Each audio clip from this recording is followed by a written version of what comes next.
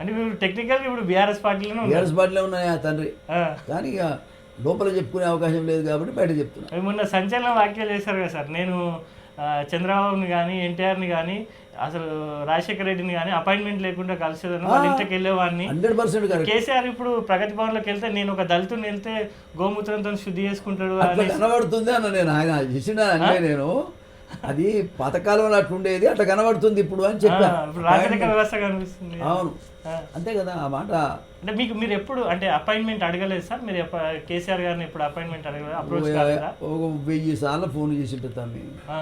ఆయన ఉంటారు కదా మన ఎంపీ సంతోష్కి ఒక 1000 సార్లు ఆయనకే చేయమంటాడు సార్.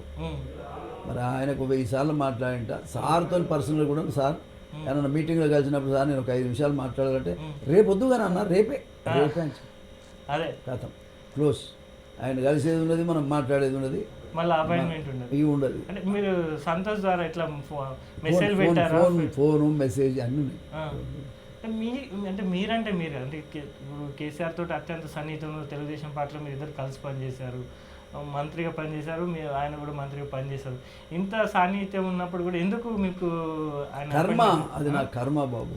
మేము దళితులం, ఏ వీళ్ళెక్కిందన్నట్టు అట్లా. మేము 6 సార్లు గెలిచిన దానికి విలువ లేదు, మా నీతికి విలువ లేదు, మా నిజాయితీ విలువ లేదు, ప్రజల ప్రేమను పొంది బతుకుతున్న దానికి విలువ లేదు, దేనికి విలువ లేదు, అసలు మాకే విలువ లేదు. ఒక మాదిగ కులస్తుడిగా ఈ రాష్ట్రంలో నేను ఎదగటం కూడా చాలామందికి ఇష్టం లేదు. అయినా కూడా ఎవరు నన్నేం చేయలేకపోయారు కదా. నేను 6 సార్లు గెలవడానికి అయితే ఎవరు ఆపలేకపోయాడు కదా. చాలు. మరి 40 ఏళ్ళు 30 ఏళ్ళు ఎమ్మెల్యేగానే చేశాను. 40 ఏళ్ళ రాజకీయంలో 30 ఏళ్ళు ఎమ్మెల్యేగానే చేశాను. ఇంక అంతకంటే నాకు కావాల్సింది ఏముంది తమ్ముడు? దేవుని దయ వల్ల.